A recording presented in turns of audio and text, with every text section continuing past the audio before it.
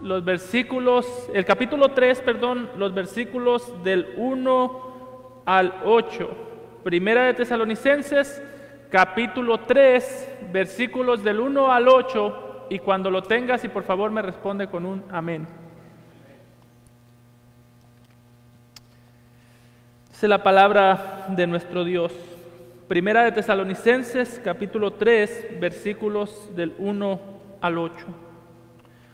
Por lo cual, no pudiendo soportarlo más, acordamos quedarnos solos en Atenas y enviamos a Timoteo, nuestro hermano, servidor de Dios y colaborador nuestro en el Evangelio de Cristo, para confirmaros y exhortaros respecto a vuestra fe, a fin de que nadie se inquiete por estas tribulaciones, porque vosotros mismos sabéis que para esto estamos puestos, porque también estando con vosotros os predecíamos que íbamos a pasar tribulaciones, como ha acontecido y sabéis, por lo cual también yo, no pudiendo soportar más, envié para informarme de vuestra fe, no sea que os hubiese tentado el tentador y que nuestro trabajo resultase en vano. Pero cuando Timoteo volvió de vosotros a nosotros y nos dio buenas noticias de vuestra fe y amor, y que siempre nos recordáis con cariño, deseando vernos como también nosotros a vosotros, por ello, hermanos, en medio de toda nuestra necesidad y aflicción, fuimos consolados de vosotros por medio de vuestra fe, porque ahora vivimos si vosotros estáis firmes en el Señor.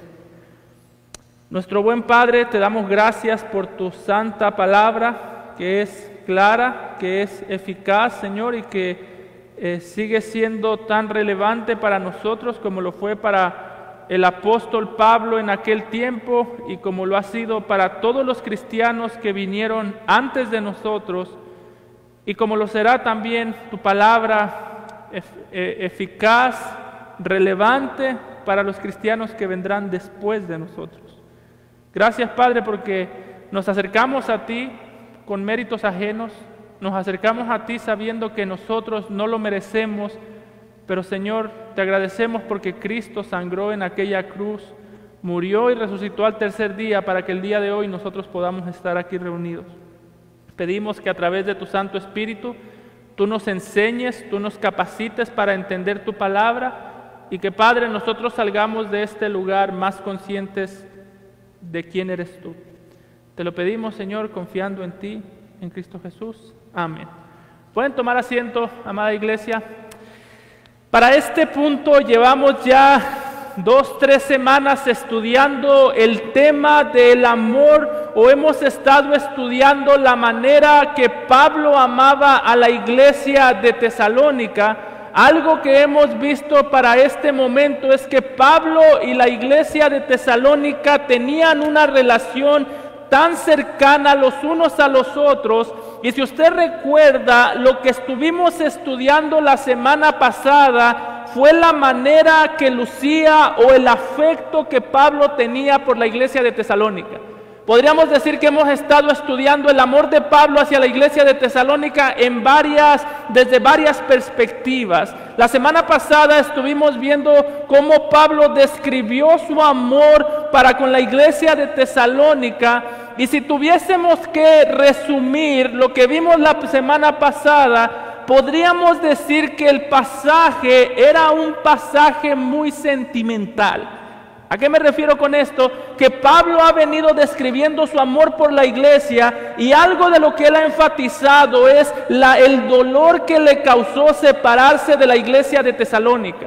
Sabemos por Hechos capítulo 17 que Pablo tuvo que separarse de la iglesia de Tesalónica cuando era una iglesia recién plantada. Tenía posiblemente poquitos meses de haberse plantado la iglesia. Era una iglesia que quizás no tenía ni siquiera un liderazgo. Era una iglesia bastante nueva en la fe. Y algo que miramos fue que Pablo dijo que para él separarse de esa iglesia fue tan doloroso y fue tan triste al punto que Pablo dijo, separarme de ustedes fue hacerme sentir como que si fuese una persona huérfana.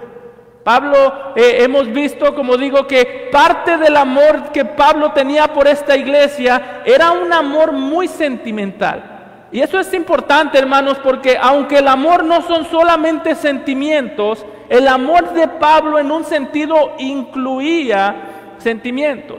No podemos decir que el amor son solo sentimientos, pero tampoco podemos excluir los sentimientos del amor. De hecho, el mismo apóstol Pablo, es interesante que gran parte, cuando la Biblia lo describe como un hombre amoroso, lo describe como un hombre que expresaba mucho sus sentimientos. Y eso es interesante porque pensémoslo por un segundo. Pablo sufría todo tipo de persecución por causa de la iglesia. Sufría hambre por causa de la iglesia, sufrió apedreamientos, lo apedreaban a cada rato por causa de la iglesia. Sin embargo, aun cuando estaba sufriendo, ese sentir, ese afecto del corazón que él tenía por la iglesia, siempre permanecía muy intacto.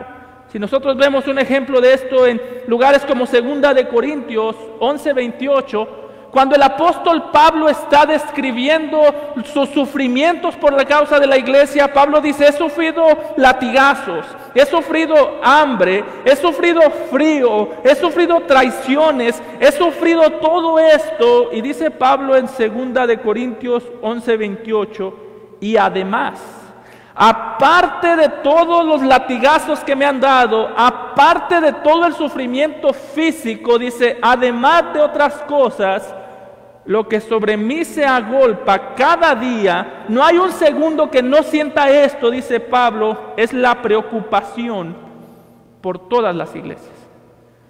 Pablo dice, yo he sufrido apedreamientos, pero lo que más me preocupa no es que me apedreen mañana, es cómo va a estar la iglesia el día de mañana.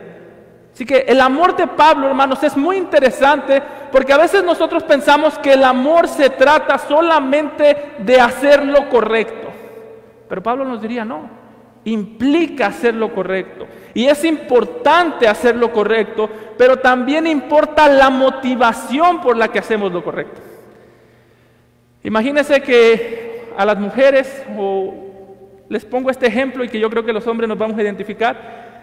Imagínese usted que un esposo llega un día del trabajo y llega con un ramo de flores en su mano y cuando la esposa lo recibe, el esposo le da las flores y la esposa le dice, muchas gracias por acordarte de mí, muchas gracias por este detalle.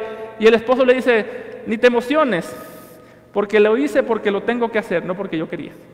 Lo hice porque esto es lo que los esposos hacen. No creas tú que a mí me interesa hacerte sentir amada. Esto es lo que correspondía hacer y lo hice porque tenía que hacerlo. Hizo lo correcto, pero sin amor.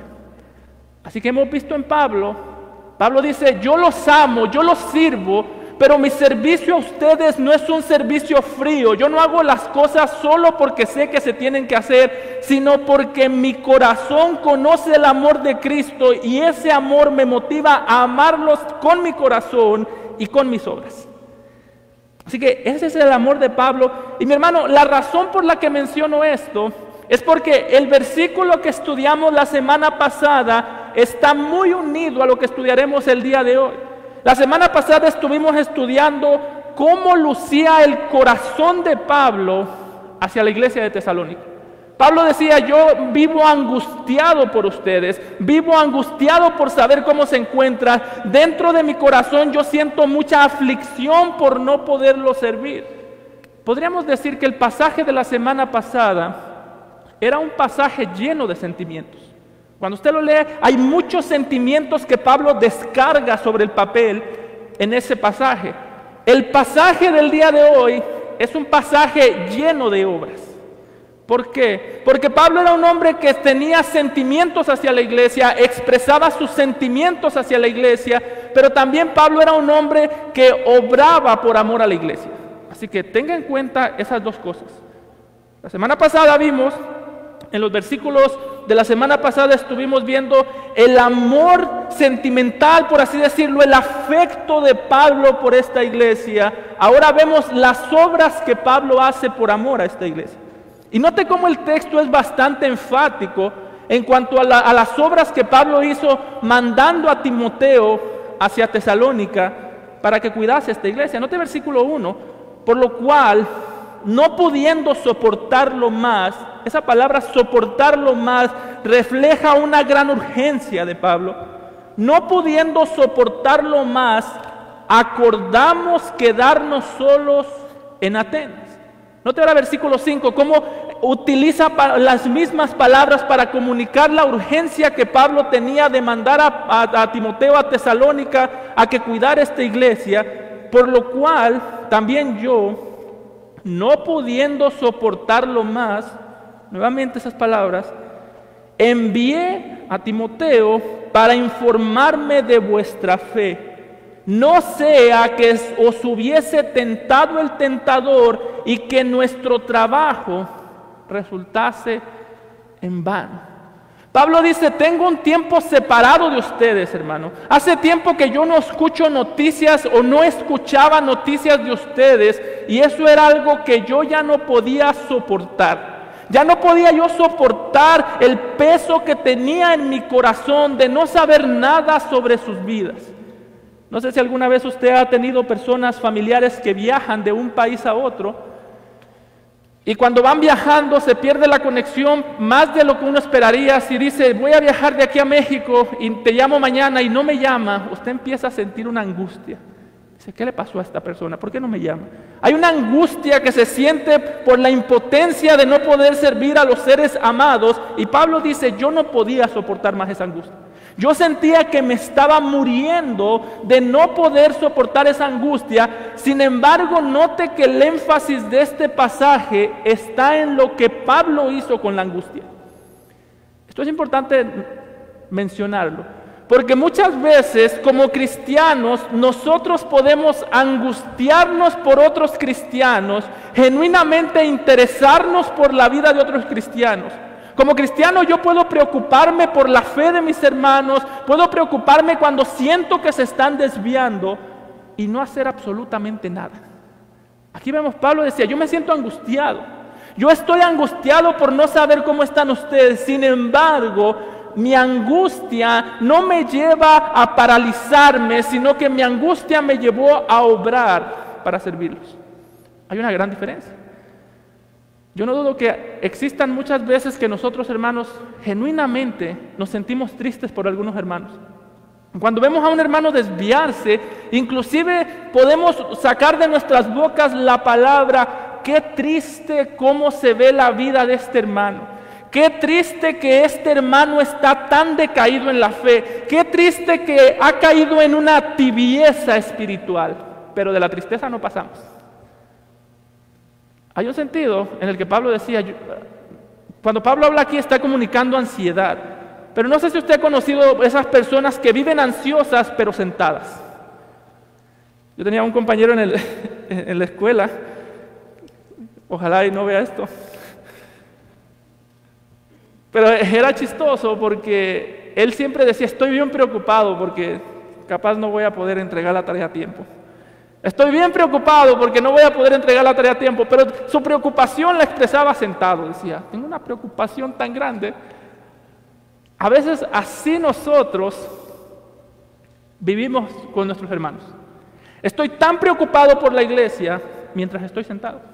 Estoy tan preocupado por la iglesia mientras permanezco con la preocupación carcomiéndome el alma, pero sin disponerme a llevar o a servir a mis hermanos en la práctica, sin disponerme a sacrificarme por mis hermanos. Así que ese es un amor a medias. Yo no dudo que esos sentimientos sean genuinos. Yo no dudo que genuinamente nos preocupemos por nuestros hermanos, que genuinamente nos preocupemos inclusive por nuestros hijos. Pero hermano, ¿qué haces con esa preocupación?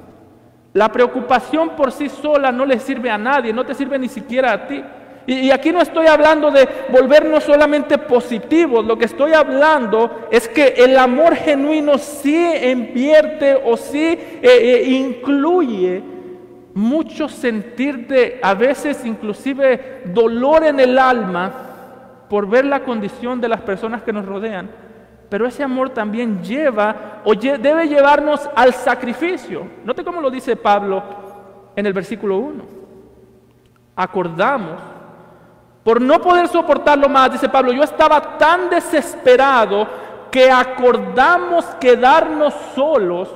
Y en esa palabra solos hay un énfasis en Atenas y enviamos a Timoteo. Alguien puede decir, ¿y por qué eso representaba un sacrificio para Pablo? Pablo estaba en un viaje misionero con Timoteo en Atenas, estaban predicando el Evangelio, pero ¿por qué fue tan grande sacrificio para Pablo quedarse solo en Atenas para enviar a Timoteo a Tesalónica? Bueno, porque Atenas era una ciudad muy complicada. Cuando nosotros leemos Hechos 17, algo que podemos ver es que Atenas no era una ciudad fácil para predicar el Evangelio. Era una ciudad llena de idolatría, era una ciudad llena de personas paganas. Lucas nos dice en Hechos 17:32 que cuando Pablo predicó el Evangelio en Atenas y habló de la resurrección, las personas se burlaban de Pablo. Haga de cuenta que era como que Pablo se quedara solo en un lugar similar a Las Vegas o similar a Nueva York, donde la gente se burla del Evangelio, y Pablo está diciendo, para mí hubiese sido mucho más fácil que Timoteo se quedase conmigo.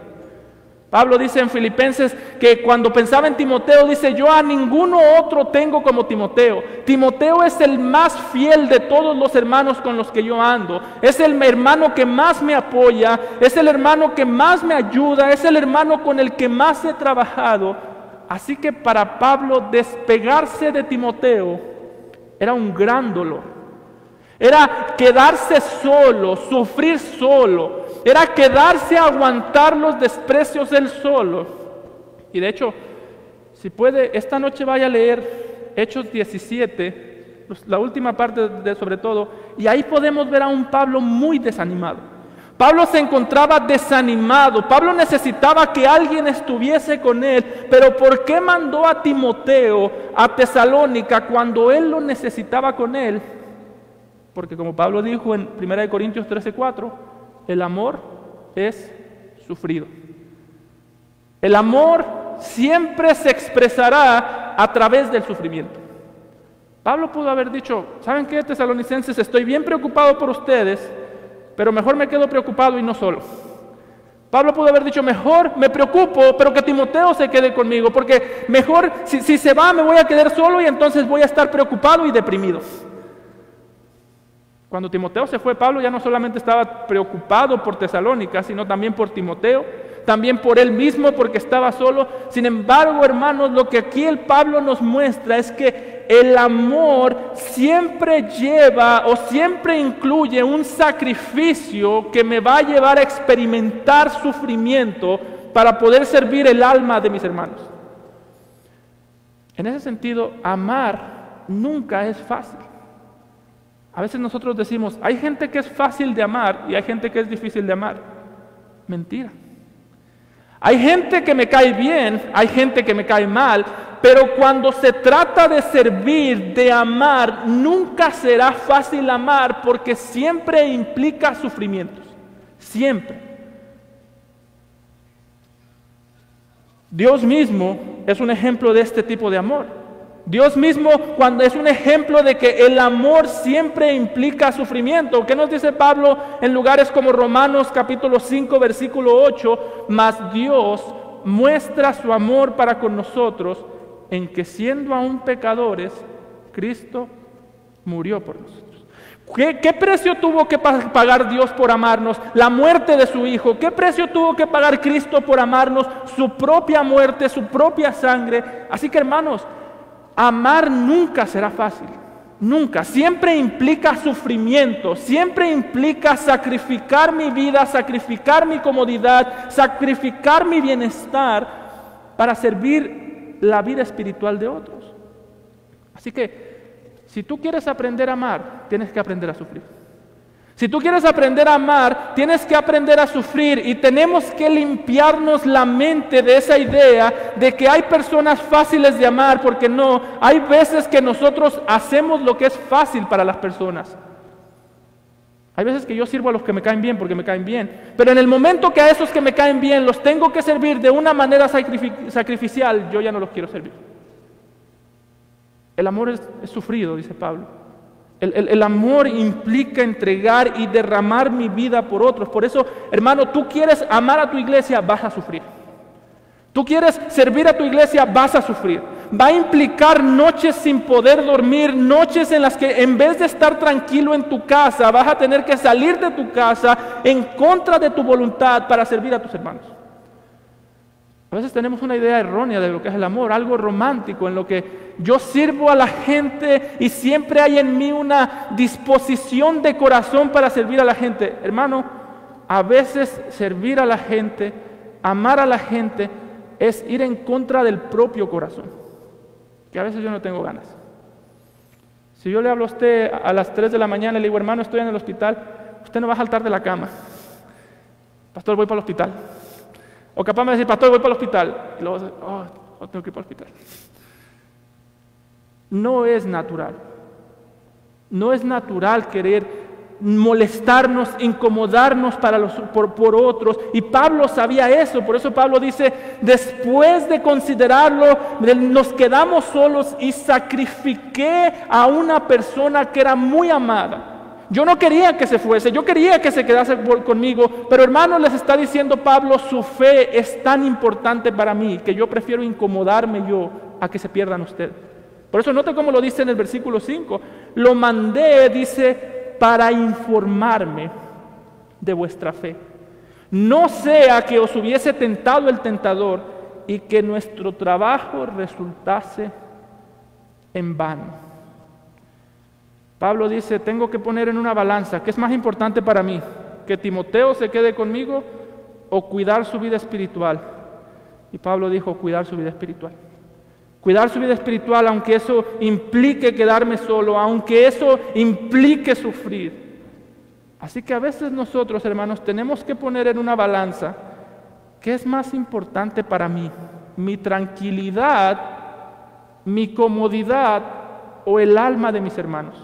La vida espiritual de mis hermanos. Yo me temo que a veces ponemos la balanza así y la tranquilidad es mucho más importante.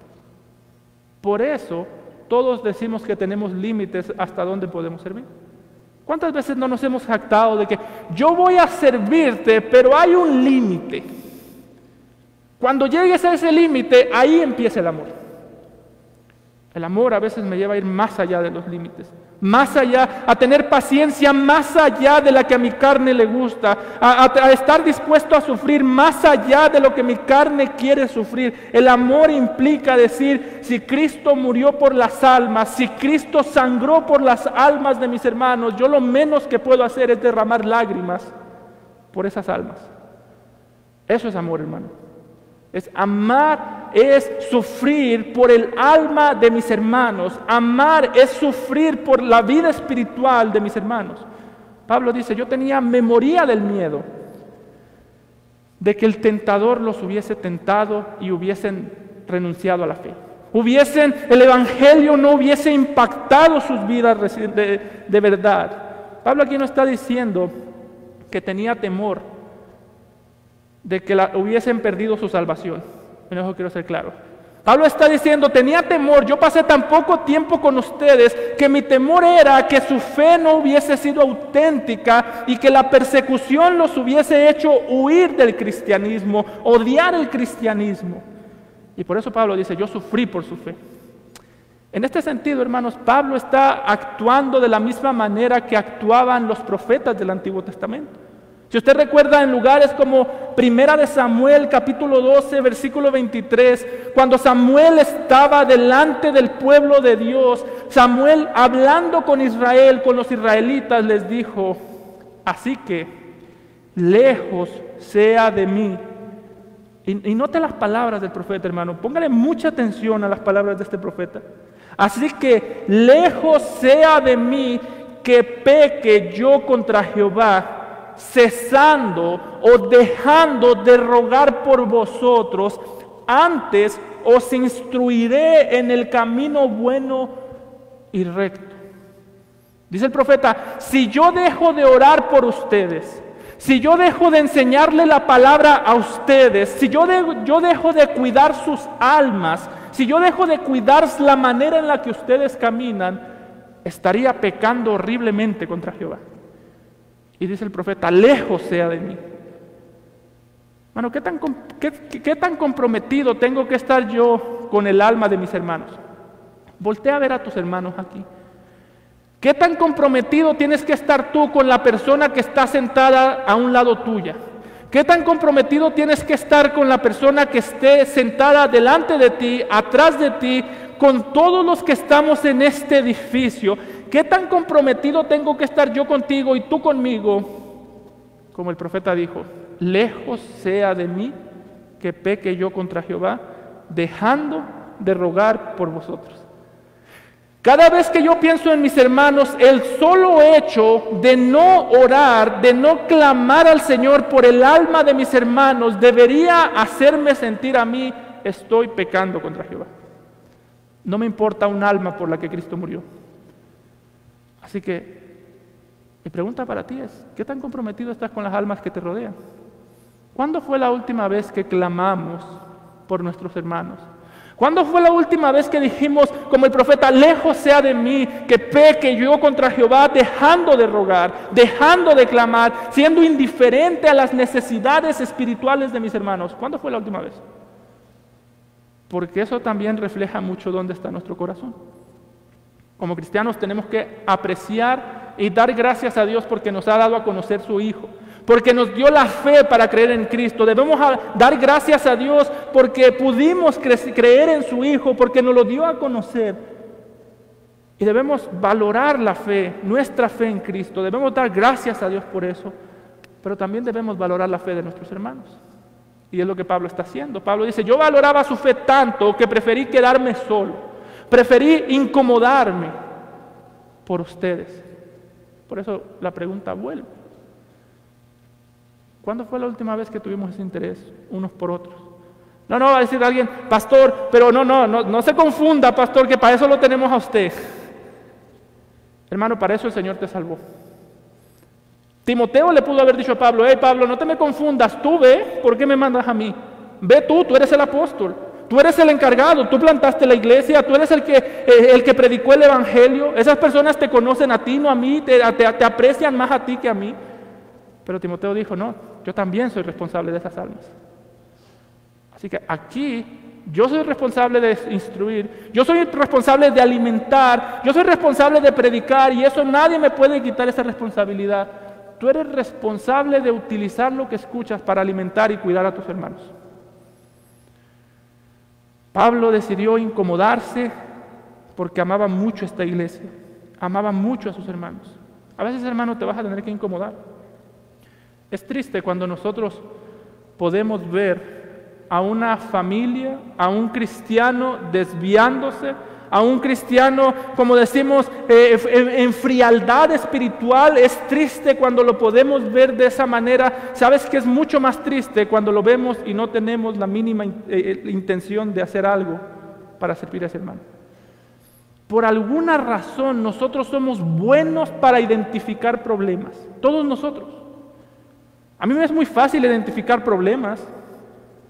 Yo creo que yo podría tener un doctorado en identificar problemas. Pero por alguna razón lo sé identificar, pero muchas veces no me interesa servir en esos problemas. Por alguna razón, cuando se trata de identificar un déficit en la vida espiritual de otro, somos expertos. Pero no tenemos el más mínimo interés de servir a esa persona en su fe. Es incómodo, pero hermano, recuerda, es mejor incomodarte por servir a tus hermanos, es mejor sufrir por servir a tus hermanos que el día de mañana verlos endurecidos por el pecado. Por eso es que el autor de Hebreos advierte en Hebreos 3:13, antes exhortaos los unos a los otros cada día, entre tanto que se dice hoy, para que ninguno de vosotros se endurezca por el engaño del pecado.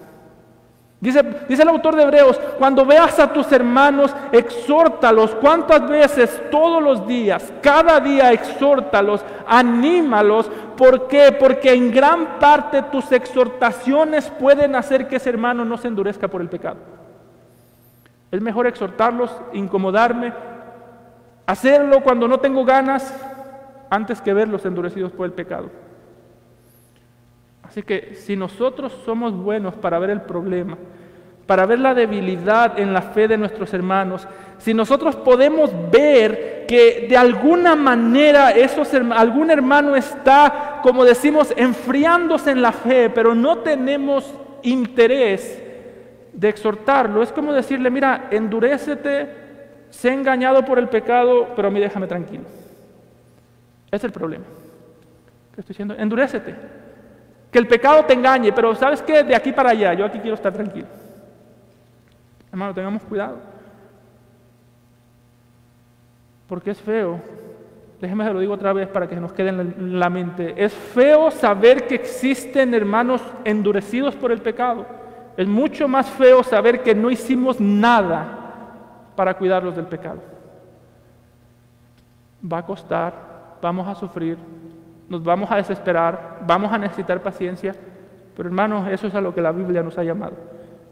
Eso es la responsabilidad que yo tengo hacia ti, es la responsabilidad que tú tienes hacia mí, es la responsabilidad que tenemos los unos hacia los otros. Ahora, hemos visto que para Pablo era un gran reto mandar a Timoteo, era algo que le costó mucho, era algo difícil, pero para Timoteo ir para Tesalónica no era, como se dice, miel sobre hojuelas. No fue fácil tampoco para Timoteo ir hacia Tesalónica y presentarse ahí. Pongámonos un segundo en los zapatos de Timoteo. Sabemos por 1 Timoteo 4:12 que Timoteo era un hombre muy joven. No sabemos qué tan joven era, pero era un hombre, para ser pastor, Timoteo estaba muy joven. Porque Pablo le dijo que nadie tenga en poco tu juventud. Es decir, para ser pastor, seguramente a Timoteo casi nadie lo respetaba porque estaba muy joven. Así que para Timoteo ir a Tesalónica seguramente lo llenó de temor, porque dijo, ¿qué tal que si a esta gente ya no le interesa el evangelio y me reciben a pedradas? Pablo, ¿qué tal que si voy a Tesalónica y ya no hay iglesia y todavía hay persecución y me matan allá a mí solo? Para Timoteo esto no era fácil porque no sabía con lo que se iba a encontrar.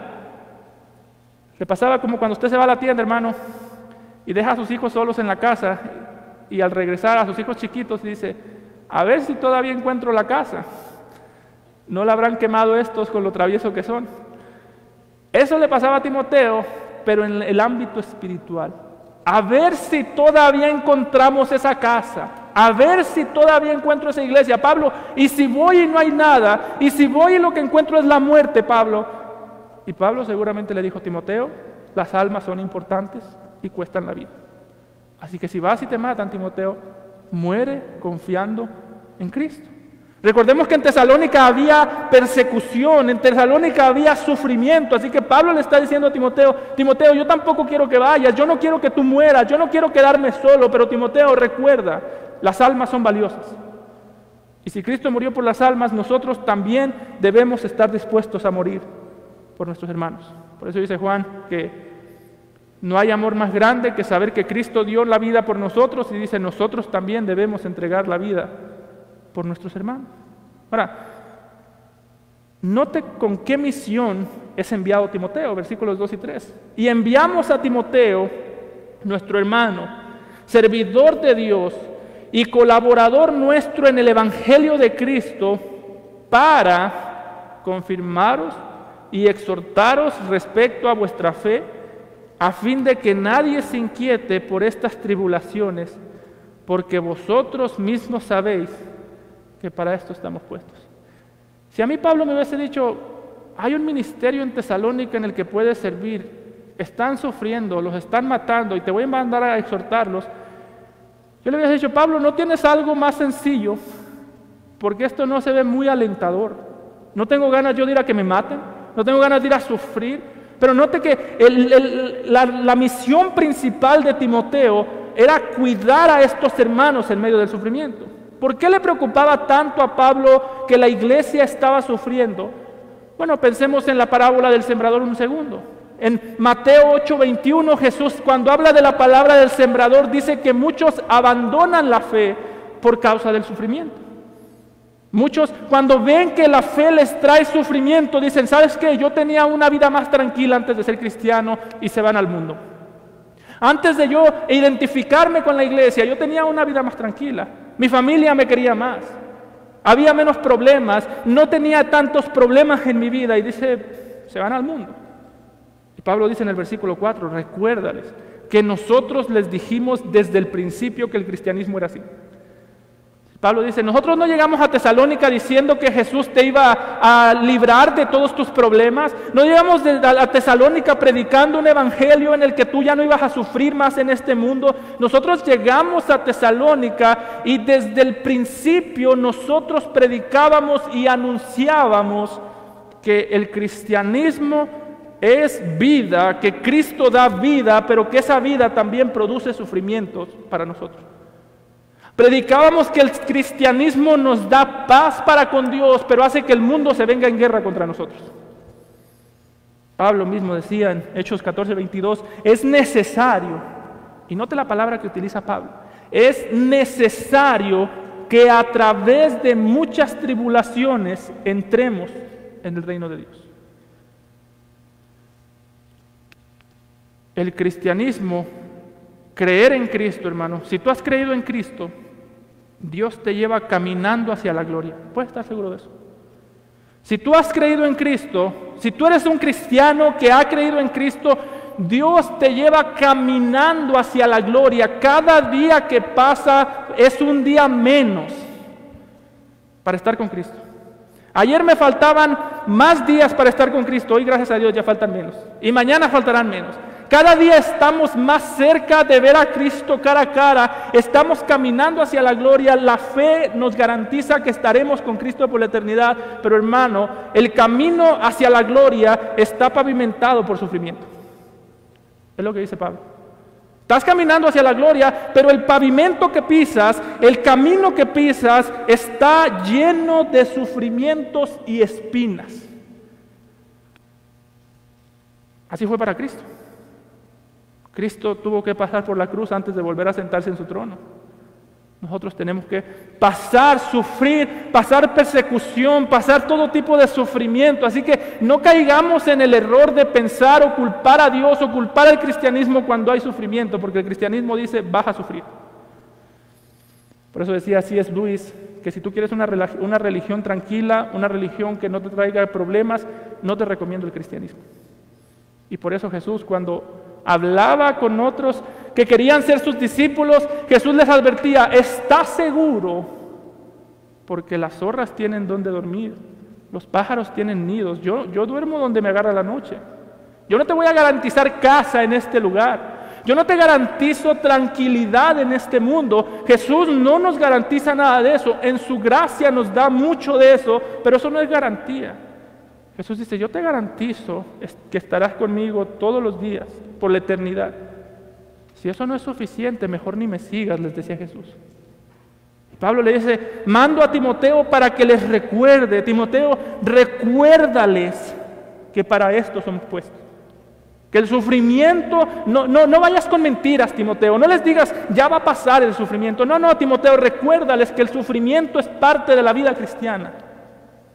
No vayas con tu optimismo mentiroso diciendo, ya se mejorará el tiempo. A veces el tiempo no se va a mejorar, Timoteo. Para muchos no se mejoró hasta que se murieron y fueron con Cristo. Ese es el caminar cristiano. Es que a veces vamos a pasar problemas y hermano, a veces los problemas no se van a solucionar hasta que estemos en la presencia de Dios. Yo entiendo que este mensaje no atrae gente, pero es que es la verdad.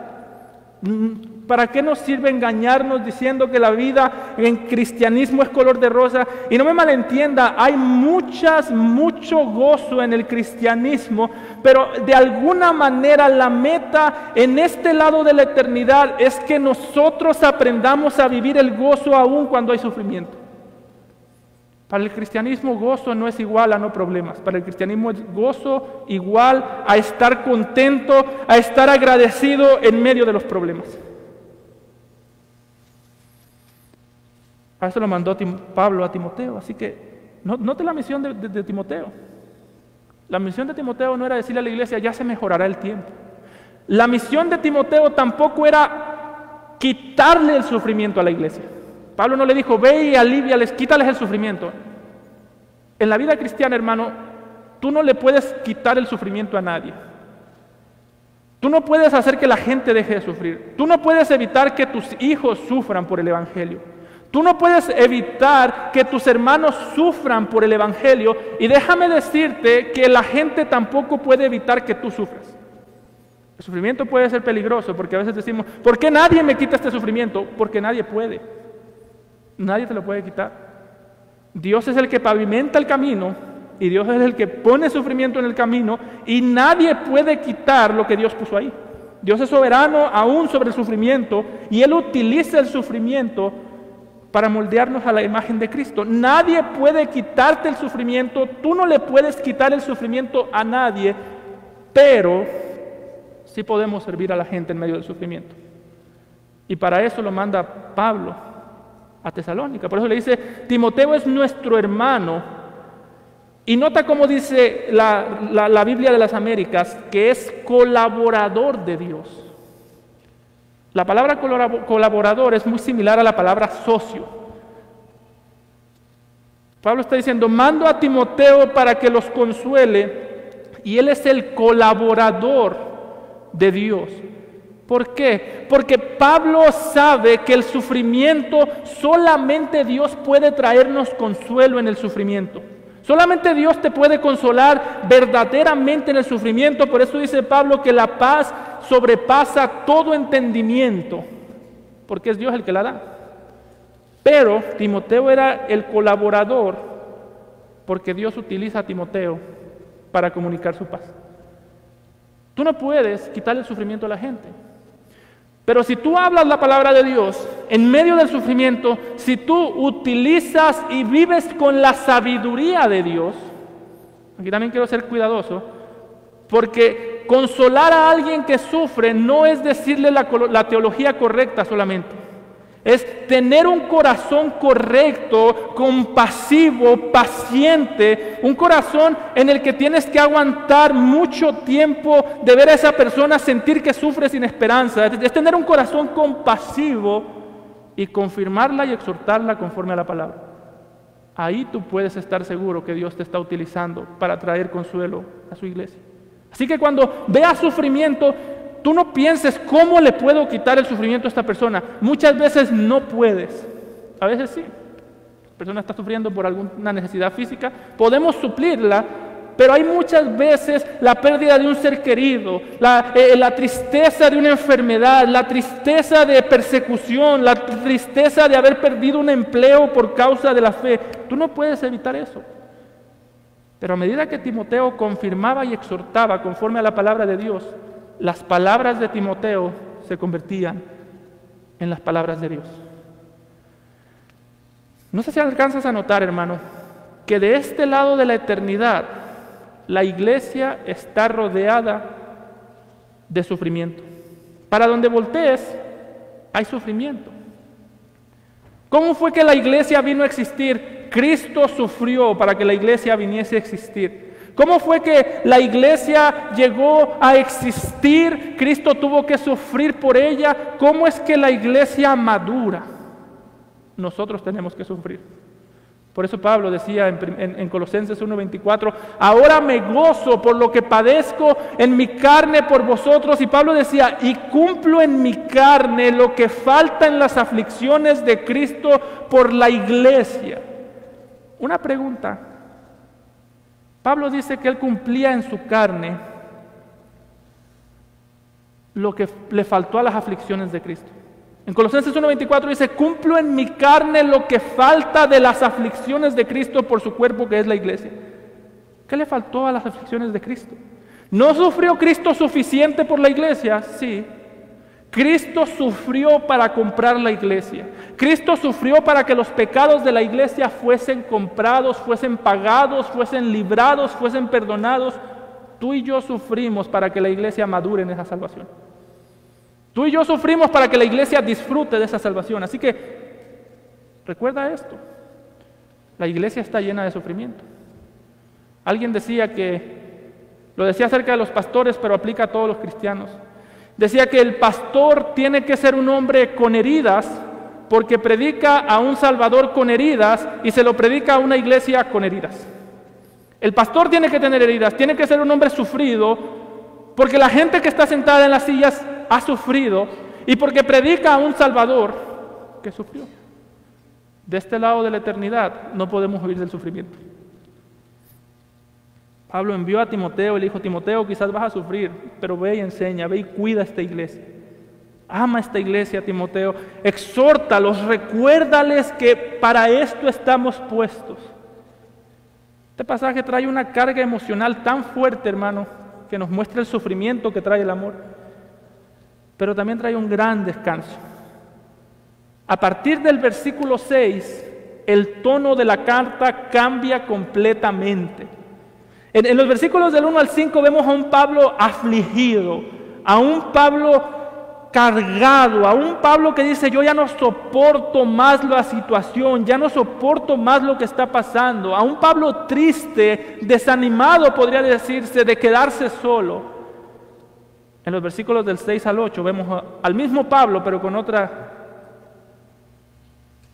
otro estado de ánimo, por así decirlo. Versículo 6. Pero cuando Timoteo volvió de vosotros a nosotros y nos dio buenas noticias de vuestra fe y amor, y que siempre nos recordáis con cariño, deseando vernos como también nosotros a vosotros, por ello, hermanos, en medio de nuestra necesidad, en medio de nuestra aflicción, fuimos consolados de vosotros por medio de la fe. Dice Pablo: cuando Timoteo volvió, fue música a nuestros oídos. Y es interesante porque uno esperaría, Pablo dice: Timoteo trajo muy buenas noticias, y uno esperaría que Timoteo volvió a Atenas y le dijo: Pablo, no te preocupes por los tesalonicenses, ya la persecución paró, ya nadie los persigue, ya nadie los trata de matar, ya todo mundo los ama, ya son una iglesia muy popular en Tesalónica. Pero no, la persecución seguía. La alegría de Pablo no era que ya nadie perseguía a la iglesia. La alegría de Pablo era que ustedes han guardado la fe y el amor en medio del sufrimiento. La gente trata de matarlos, ustedes siguen confiando en Dios. La gente trata de matarlos, ustedes siguen amándose los unos a los otros. En medio de la persecución, los tesalonicenses recordaron el mandamiento más importante, como dijo el apóstol Juan en 1 de Juan 3:4. ¿Cuál es ese mandamiento? Y este es su mandamiento: que creamos en el nombre de su Hijo Jesucristo y nos amemos unos a otros como nos los ha mandado. Pablo dice: a ustedes los quieren matar, pero ustedes siguen creyendo en Cristo. Y aquí, cuando habla de que guardaron la fe, no se refiere solamente a que los tesalonicenses creían que la persecución se iba a acabar. Se refiere a que los tesalonicenses estaban firmes en la fe, aun cuando eso les costara la vida. Confiaban al Señor Jesucristo con sus vidas, que decían: si nos van a matar, que nos maten confiando en Cristo. Y si nos van a matar, que el último testimonio que vean de nosotros es que nos amamos los unos a los otros. Y Pablo decía: eso a mí me da gozo. A mí me da gusto que en medio de la persecución ustedes siguen fieles, que ustedes se aman, que ustedes nos aman a nosotros, que ustedes tienen un muy buen concepto de nosotros a pesar de todo lo que nos han difamado los falsos maestros. Nota, hermano, cómo este pasaje nos muestra la naturaleza del amor. Nos muestra el amor de Pablo por los tesalonicenses, el amor de Timoteo por los tesalonicenses, el amor que los tesalonicenses tenían los unos para con los otros, y todo ese amor en un contexto de persecución. Los tesalonicenses tenían la excusa perfecta para odiarse. Imagínese usted que lo están persiguiendo, viene a la iglesia y en el camino acá mataron a 3 cristianos y casi lo matan a usted. Y llega a la iglesia y usted viene con muy mal humor y empieza a maltratar a sus hermanos y su excusa podría ser: hermano, perdóname, es que vengo muy estresado y por eso respondí mal.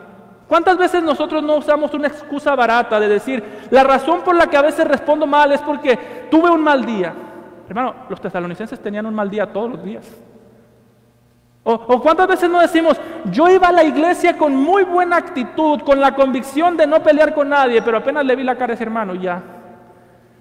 Hermano, los tesalonicenses todos los días tenían excusa para odiar. Todos los días vivían estresados. Todos los días vivían con que nos van a matar. Eso nos ayuda a ver que la razón por la que no amamos no es por causa de las circunstancias, es por causa del carácter. No es que las circunstancias son malas. No es que, oye, es que yo iba con toda la intención, con toda la convicción, pero cuando llegué a la casa mi esposa me hizo enojar y me arruinó mis intenciones. Hermano, si alguien puede cambiar tu convicción, entonces no era convicción. Si tú antes de llegar a tu casa dices, hoy no voy a pelear, voy a tratar bien a mi esposa, la voy a amar, y llegando a la casa comienzas a hacer lo contrario, no era convicción. Porque la convicción no depende de las circunstancias, la convicción depende del corazón. Así que si tú y yo tenemos falta de amor, no culpemos a las circunstancias. ¿Quieres buscar un culpable por tu falta de amor? Eres tú, soy yo. No es el hermano que está sentado a un lado tuyo. La falta de amor es culpa tuya y es culpa mía, no es culpa ni siquiera del pasado. Yo sé que el pasado nos pudo haber lastimado, podemos venir de un contexto triste, de un contexto feo, pero hermano, por última instancia, el responsable de mi falta de amor soy yo. ¿Quieres buscar un culpable? Velo en el espejo. ¿Quieres buscar una solución? No la busques en ti. El culpable sí está en ti, la solución no. Jesús dijo, un mandamiento nuevo os doy, que os améis unos a otros como yo os he amado. ¿Quieres amar? Conoce el amor de Cristo. Conoce cómo Cristo te ha amado. ¿Cuál era el motor de la iglesia de Tesalónica para amarse aún en medio del sufrimiento? El amor que Cristo les había dado. Ellos decían, Cristo nos ha amado, Cristo sufrió para amarnos, Cristo nos amó en el medio del sufrimiento, nosotros nos vamos a amar unos a otros en medio del sufrimiento. Cuando estés sufriendo, ahí vas a ver dónde está nuestro corazón. Cuando el día te fue mal en el trabajo y llegas a casa o vienes a la iglesia y estás todo impaciente, ahí estaba tu corazón. Esa impaciencia no vino por causa del estrés, esa impaciencia está ahí y el estrés la sacó. Todas las debilidades que hay en mi corazón no las mete el mundo en un sentido, el mundo las saca. Si yo tengo un mal día en la iglesia y llego a mi casa y maltrato a mi esposa, no es porque tuve un mal día en la iglesia, es porque en mi corazón estaba el maltratarla y todo mi mal día lo único que hizo fue sacar lo que ya estaba ahí adentro. Así que no culpemos las circunstancias, es cuestión de carácter. Pablo dice, yo me gocé de que ustedes se amaban unos a otros. Dice, versículo 8, porque ahora vivimos si vosotros estáis firmes en el Señor. La fe de la iglesia de Tesalónica alegró a Pablo. Aquí no se nos dice cuántos miembros había en Tesalónica. No se nos dice si la iglesia estaba creciendo, si la iglesia se estaba haciendo más pequeña, si la iglesia tenía muchos ministerios, si la iglesia armaba conferencias, si la iglesia... nada. Pero se amaban. Y Pablo decía, eso para mí es suficiente. Así que como iglesia podríamos hacer muchas cosas sin amarnos y seríamos una tristeza. Por eso dice Pablo, que si tengo amor y hago esto y hago el otro, perdón, que si hago una cosa, que si tengo profecía, que si tengo palabras, si hablo en lenguas angelicales, si hago esto, si hago lo otro, si hago esta otra cosa, pero no tengo amor, de nada me vale, de nada sirve. Quiero exhortarte a esto, hermano. ¿Tú quieres servir a la iglesia? ¿Tú quieres servir aún? Aquí los tesalonicenses sirvieron a Pablo. ¿Tú quieres servir a tus hermanos? ¿Tú quieres servir a tus líderes? Amémonos unos a otros. No hay a un pastor verdadero, a un pastor que ama la iglesia, que ama al Señor, no hay un gozo más grande que saber que se aman unos a otros, que se ama la iglesia. Si le da a elegir entre los lujos, la iglesia más grande del mundo y una iglesia pequeña con 10 hermanos que se aman, dice, yo me quedo con los 10 hermanos que se aman. Recuerda, tú quieres servir a tu iglesia, comienza por ahí. Porque una iglesia puede estar llena de gente talentosa. Las iglesias no desaparecen porque les falta gente talentosa. Una iglesia puede estar llena de buenos predicadores, de buenos músicos, de buenos maestros, de buenos diáconos, y aún así se puede morir. Porque las iglesias que se mueren no es por falta de gente talentosa, es por falta de gente que ama a sus hermanos. Así que como dijo Jesús, el mundo sabrá que son mis discípulos si se aman los unos a los otros. Amado Padre, te damos gracias por tu palabra, gracias por la vida de Pablo y este ejemplo de amor.